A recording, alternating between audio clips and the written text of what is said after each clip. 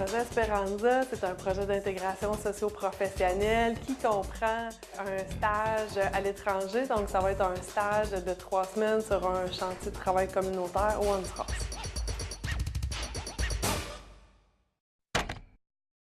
Est-ce que tu constates que ça évolue leur projet? Il y en a qui venaient déjà ici avec un but, mais il y en a qui sont en train de s'en trouver un. Est-ce que ça évolue de ce côté-là? Ça évolue, mais pas au même rythme. On part du besoin. Moi, je peux trouver plein de choses à travailler avec eux autres, mais s'ils ne veulent pas le travailler, je vais me battre avec eux autres. Moi, mon but, c'est plus de danser avec eux autres. C'est une image. Donc, pour certains, c'est vraiment de l'orientation. Ils sont dans une phase de leur vie où ils ne savent pas où ils s'en vont. Donc, on fait une démarche. Je ne suis pas conseiller d'orientation, puis ce n'est pas ça le but non plus. Moi, je pourrais les envoyer vers un conseiller ou une conseillère d'orientation quand ils seront rendus là. Mais c'est plus une démarche projet de vie. Essayer de trouver c'est quoi les valeurs profondes qui nous animent, puis dans quoi tu pourrais retrouver ces valeurs-là à travers un métier, les études. Donc, c'est vraiment de dire, bon, toi, qu'est-ce qui t'anime dans la vie? Qu'est-ce qui te passionne? Qu'est-ce qui donne un sens à ta vie? Pour d'autres, ça va être, on est juste aux gestions de stress. Ils sont stressés du voyage, ils sont stressés dans leur vie, ça paraît, OK, on va juste apprendre à gérer notre stress. On ne sait pas dans quel milieu familial ils ont grandi. On ne sait pas à quel point ça peut leur demander de juste décrocher un téléphone. Faire un sandwich, des fois, c'est super compliqué pour eux autres. S'excuser. C'est comme une habileté de base. Mais si dans sa famille, ça faisait juste s'engueuler et s'envoyer promener, s'excuser, il n'a pas dû apprendre ça. C'est toutes des petites choses comme ça qu'on travaille avec chaque individu, en rencontre individuelle. Et dans le groupe aussi, parce que c'est ça, c'est un laboratoire, ce petit groupe-là, où on peut... là, ils vont voir ça puis ils vont être fâchés, mais moi, je n'essaye pas d'empêcher les choses d'exploser. Au contraire, si je peux mettre de la poudre puis mettre le feu à la poudre, si c'est ça qu'on a besoin, on va le faire. Puis j'ai besoin de faire ça aussi parce que j'ai besoin de connaître chaque individu. J'ai besoin de savoir jusqu'à quel point je peux leur faire confiance. Il faut créer le lien de confiance. Il faut voir jusqu'où les jeunes sont prêts à s'adapter. Il faut les connaître. Il faut les sentir. Puis je pense que c'est une de mes forces comme intervenant.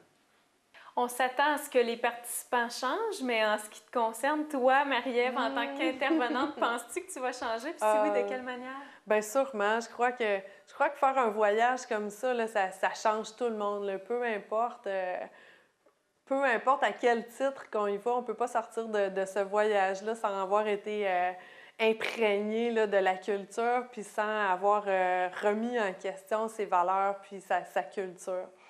Moi, c'est sûr que je suis déjà une personne en soi là, qui a des valeurs de simplicité, si je pourrais dire. Par contre, oui, là, vivre dans un contexte là, de pauvreté, un contexte totalement différent. Moi, je suis pas habituée de vivre dans une famille qui est étrangère, qui a des habitudes de vie totalement différentes des miennes. Une famille nombreuse, on prévoit que les familles vont avoir plusieurs enfants. Donc, ça aussi, moi, c'est pas habituel. Là. Chez nous, on était juste 2, là, puis c'était assez typique des familles québécoises. Donc, oui, tout ça. Mais je crois que ça touche tout le temps les personnes qui vont en voyage, cette espèce de richesse malgré la pauvreté, là, la richesse des contacts humains, la richesse des sourires versus la pauvreté de ces gens-là. C'est souvent quelque chose qui ressort là, quand on écoute des personnes qui ont fait les voyages. Puis oui, je pense que ouais, sûrement que ça va me toucher. Puis je ne sais pas quelle sera ma transformation, mon retour, mais oui, sûrement que ça va changer un peu ma vision des choses. Est-ce que, je sais qu'il est encore tôt dans le projet pour dire ça, mais est-ce que tu as déjà des projets pour après l'expérience? Bien, moi, mes projets pour après l'expérience étaient déjà pas mal formés. Je vais aller faire un cours en préposé aux bénéficiaires. Donc, je me suis dit, on va faire une dernière petite poly, puis après, on va y aller, là. On va sauter dans la vraie vie, en vie professionnelle pour de vrai, là, après. ça, il y a un emploi qui m'attend par après dans mon domaine. Je l'ai su la journée que j'ai été acceptée pour faire le projet. Dans le fond, ça a été les deux la même journée. Je pense faire mon DEP en cuisine à Rivière-du-Loup pour pouvoir m'en aller dans le Nord, justement, puis travailler là. Puis m'établir là, puis revenir par ici, m'acheter une maison, faire mes projets que je veux faire.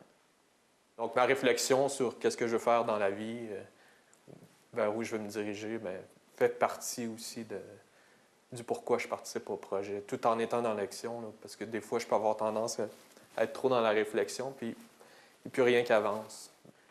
J'ai des champs d'intérêt, mais c'est assez large, mais ce à quoi je me destine, c'est encore un peu flou.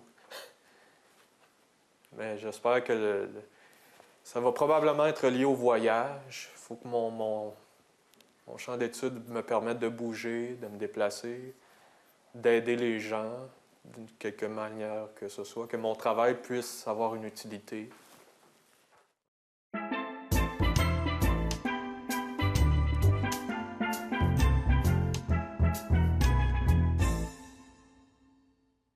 L'émission L'Expérience Esperanza remercie la Caisse Desjardins de l'Anse de l'Apocatière, située au 308 4e Avenue à l'Apocatière, 88 856 2340 ou 1 866 856 2340. Fier partenaire de l'Expérience Esperanza, la Caisse du Centre de Kamouraska est située au 620 rue Taché à Saint-Pascal, 88 492 4011 ou au 1 877 851 4011.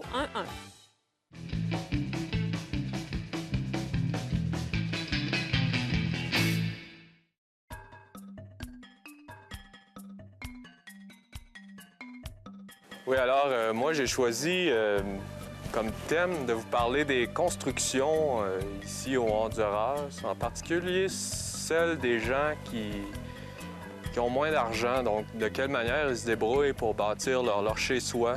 Alors ici, vous voyez une construction plutôt traditionnelle, avec des briques fabriquées à la main et non en usine. Une brique assez pesante, qui est composée de terre. Et le lien à l'intérieur, c'est des aiguilles de pin. Sans les aiguilles de pin, ce serait trop mou, ça fendrait. Donc, ce qui fait le joint entre les briques, c'est également de la terre qu'on insère. Il n'y a pas de ciment. Sa maison ici, monsieur m'expliquait qu'il mettait du ciment à certaines parties pour solidifier comme les cadres de fenêtres.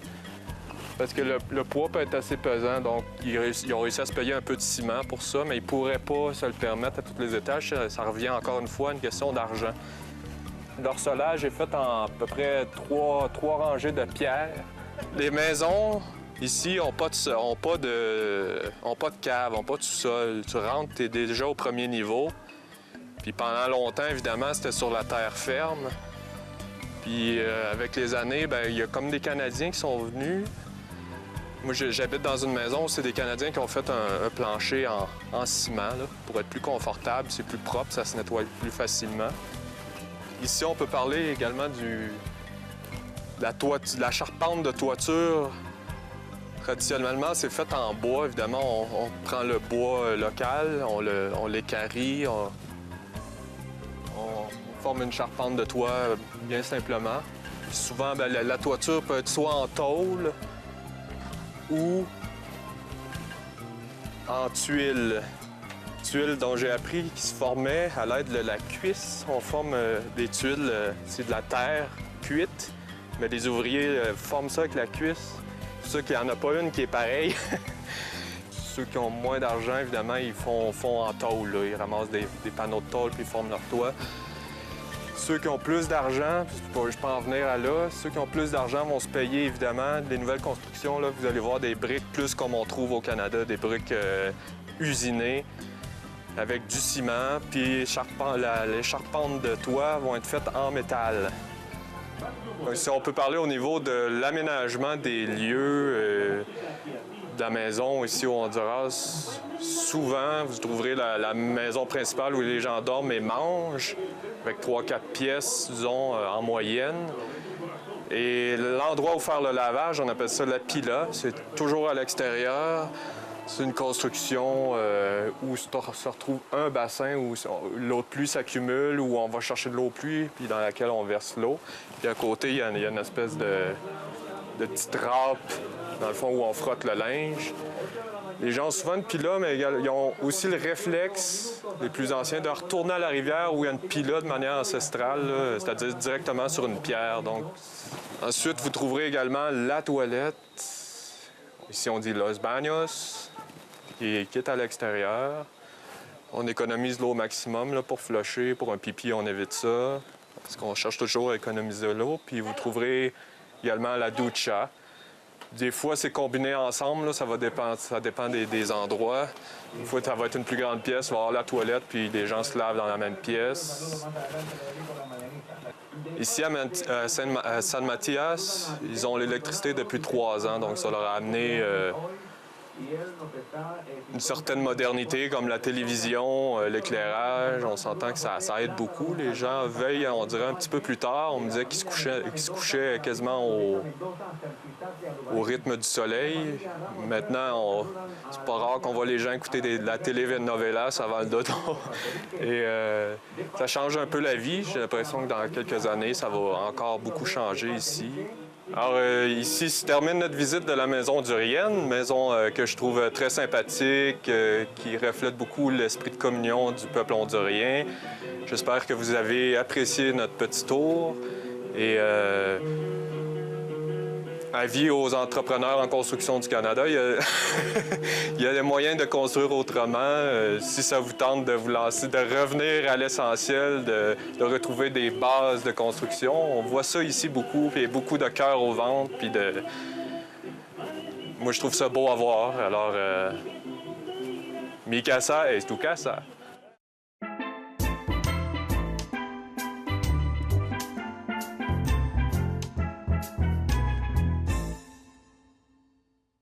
L'émission L'Expérience Esperanza remercie la Caisse Desjardins de l'Anse de l'Apocatière, située au 308 4e Avenue à l'Apocatière, 88 856 2340 ou 1 866 856 2340. Fier partenaire de l'Expérience Esperanza, la Caisse du Centre de Kamouraska est située au 620 rue Taché à Saint-Pascal, 88 492 4011 ou au 1 877 851 4011.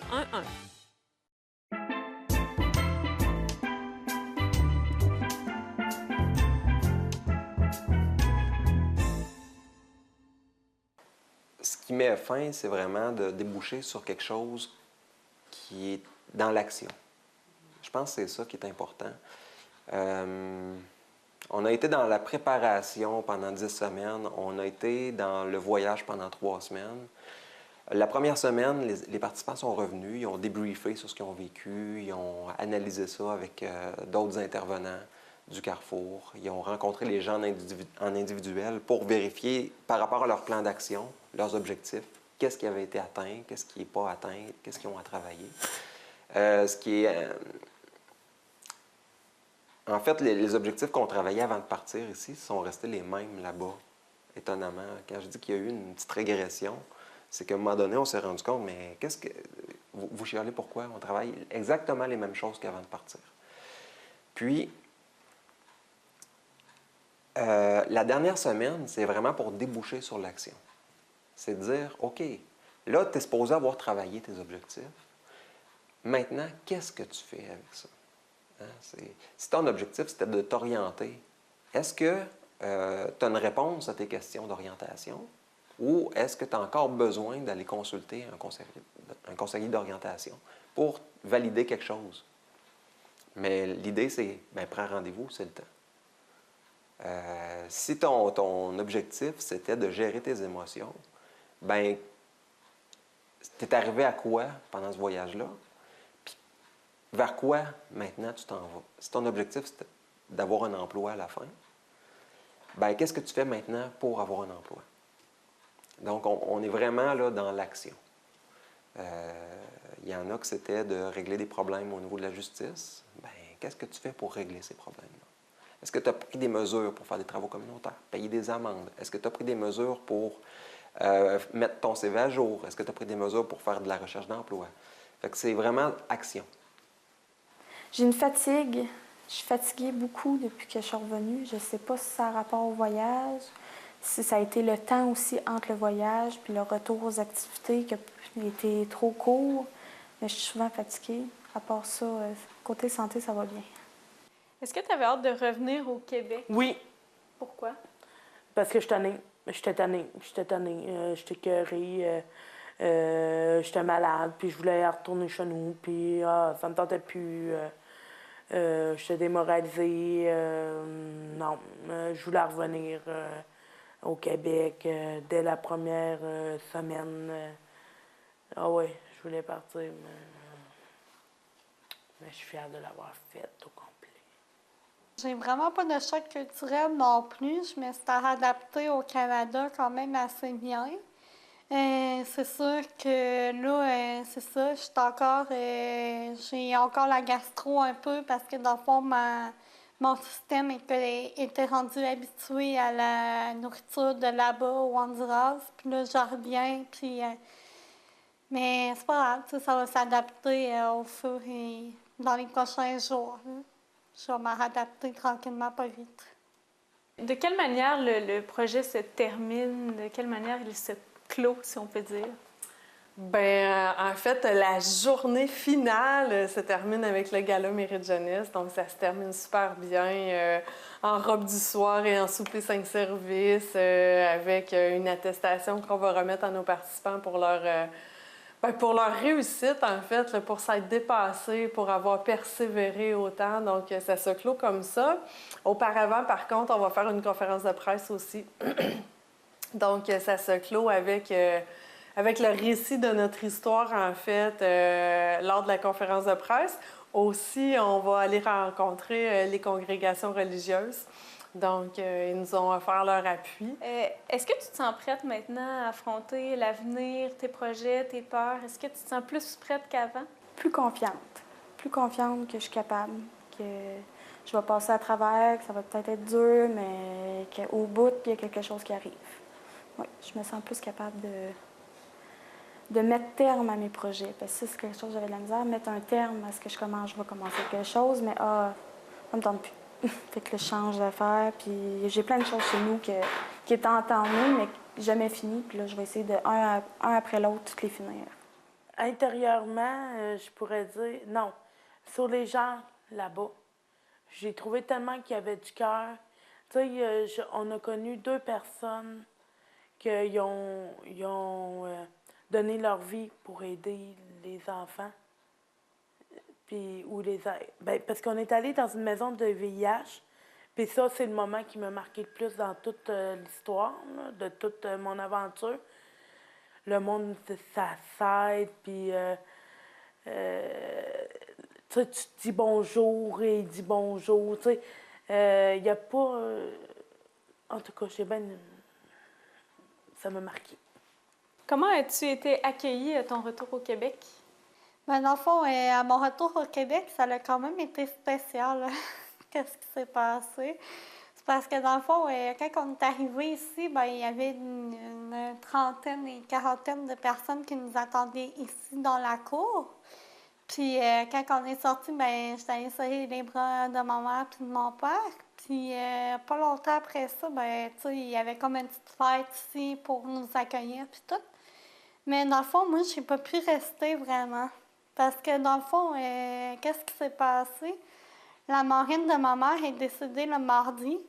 Fait que le dimanche soir, fallait qu'on aille à Rivière-du-Loup au salon funéraire toute la soirée.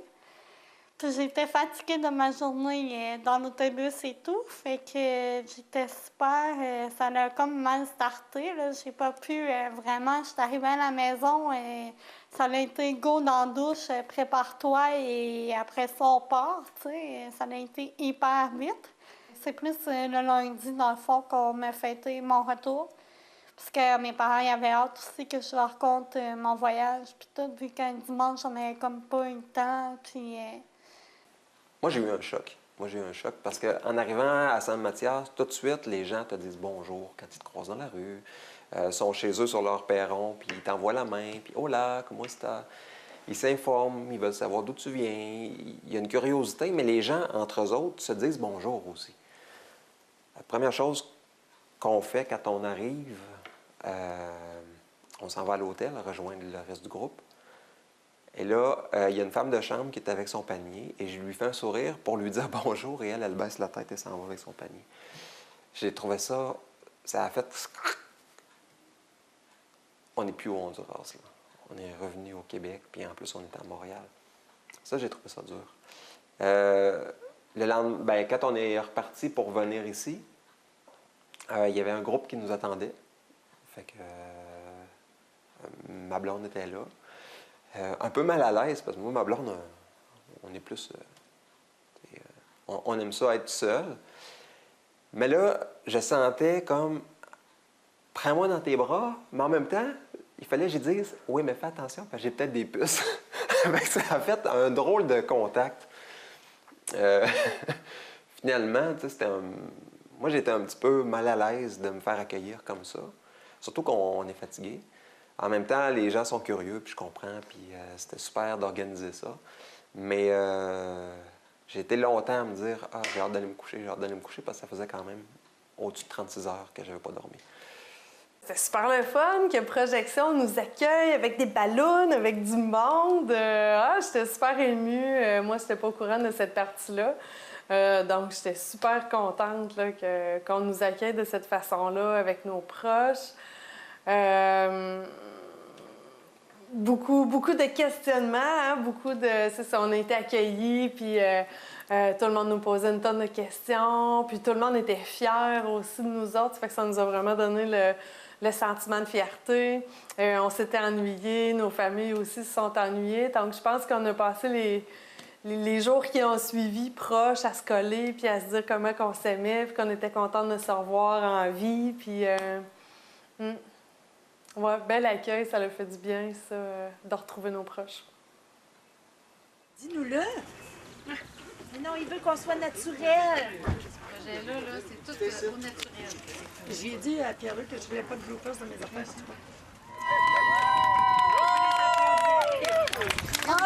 C'est mon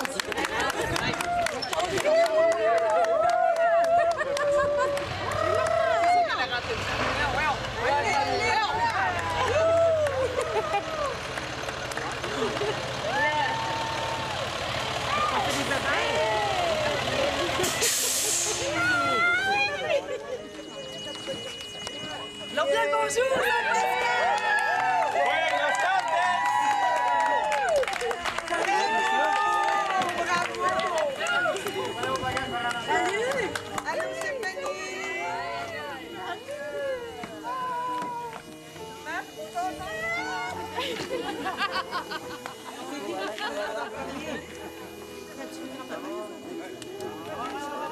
Salut, Jimmy! Salut!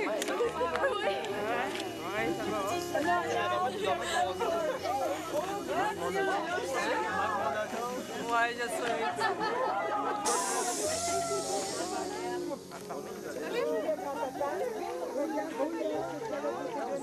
C'est chaud? T'es bronzé, hein?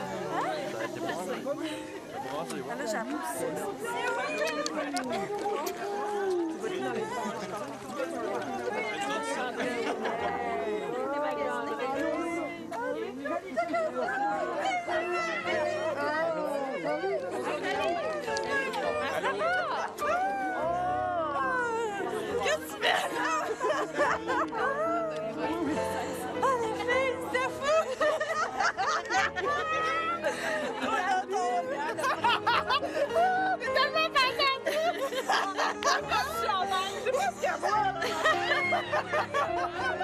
Moi, je suis pas mal.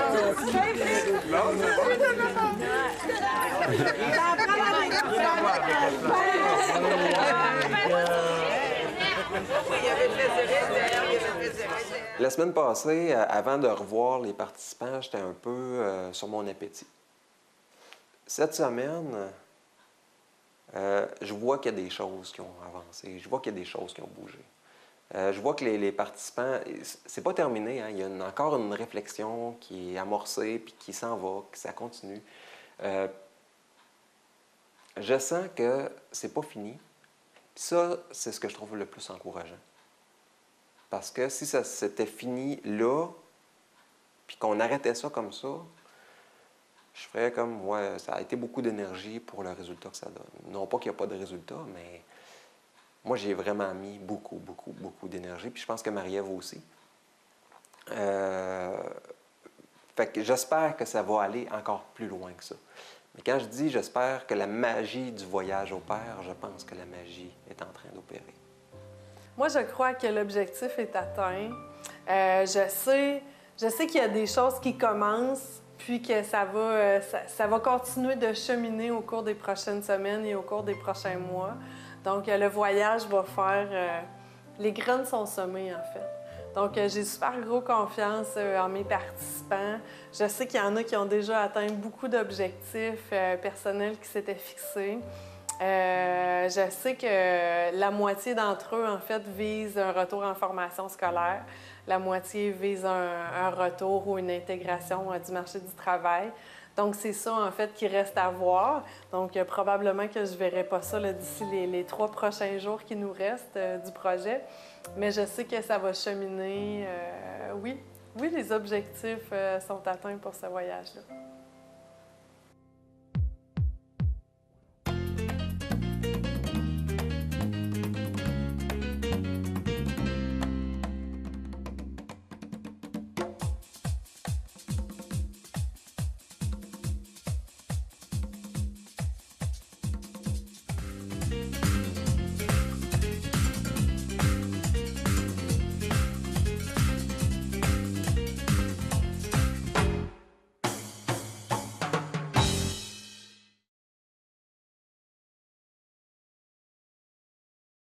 L'émission L'Expérience Esperanza remercie la Caisse Desjardins de l'Anse de l'Apocatière, située au 308 4e Avenue à l'Apocatière, 88 856 2340 ou 1 866 856 2340.